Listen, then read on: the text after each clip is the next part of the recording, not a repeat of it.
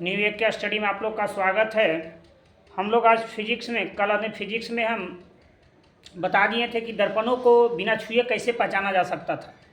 उसमें लिखाए थे कि मतलब कि अगर दर्पण को किसी को पहचानना है तो क्या करें, बिना छुए अगर पहचानना है तो क्या करेंगे, किसी वस्तु को ले लेंगे और दर्पण को बारी बारी से क्या करेंगे, वस्तु को दर्पण के सामने ले जाएंगे।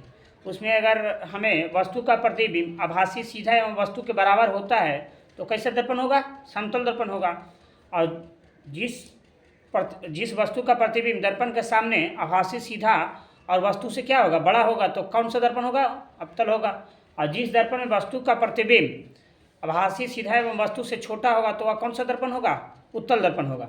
ये सारी हम कल का क्लास में सीख लिए थे। आज हम लोग देखेंगे कि दर्पणों को छूकर कैसे पहचानेंगे। तो ये तो आसानी तरीका है, छूकर पहचाना।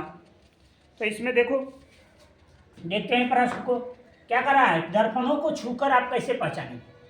तो देखो यहाँ उत्तर में दर्पणों को छूकर आसानी से पहचाना जा सकता है, यानी दर्पण को क्या कर सकते हैं, छूकर हम लोग आसानी से पहचान सकते हैं। किस प्रकार से पहचानेंगे, तो देखेंगे कि जिस दर्पण को सतह को छूने पर, यानी प्रवर्तक सतह को छूने पर क्या होगा, सतह बराबर होगा तो कौन सा दर्पण होगा, समतल दर्पण होगा।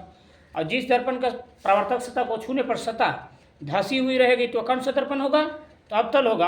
और जिस दर्पण में प्रवर्तक सतह को छूने पर सतह उठी हुई लगे उसका तो कौन सा दर्पण होगा, उत्तल दर्पण होगा। देखो जिस दर्पण का प्रवर्तक सतह को छूने पर सतह समतल होगा, कौन सा दर्पण होगा, समतल दर्पण होगा। जिस दर्पण का प्रवर्तक सतह को छूने पर सतह धंसी हुई लगे तो कौन सा दर्पण होगा, अवतल दर्पण होगा। और जिस दर्पण का प्रवर्तक सतह को छूने पर सतह उठी हुई लगे तो कौन सा दर्पण होगा, उत्तल दर्पण होता है। आगे देखो, समतल दर्पण से बने प्रतिबिंब के गुण लिखे। तो समतल दर्पण से बने प्रतिबिंब कैसे होते हैं, तो समतल दर्पण से बने प्रतिबिंब का गुण निम्नलिखित है। इस प्रकार से हम निम्नलिखित कर लेंगे। पहले अगर एक दुख करके लिखना है तो निम्नलिखित कर लेंगे।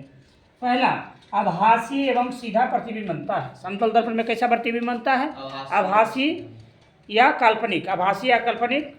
और आभासी या काल्पनिक बनेगा तो प्रतिबिंब कैसा होता है, सीधा होता है, तो सीधा प्रतिबिंब बनता है। दूसरा क्या है, समतल दर्पण में प्रतिबिंब वस्तु के बराबर बनता है। कैसा बनता है, समतल दर्पण में वस्तु के बराबर का अर्थ ये हुआ कि मतलब कि जितना बड़ा वस्तु रहेगा उतना बड़ा ये क्या बनेगा, प्रतिबिंब बनेगा।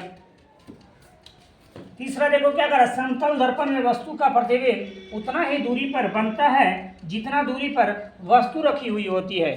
मतलब जितना दूरी पर वस्तु होगा दर्पण के सामने उतना ही दूरी पर क्या बनेगा, प्रतिबिंब बनता है। तो हम लोग बाकी नेक्स्ट क्लास में देखेंगे। जय हिंद।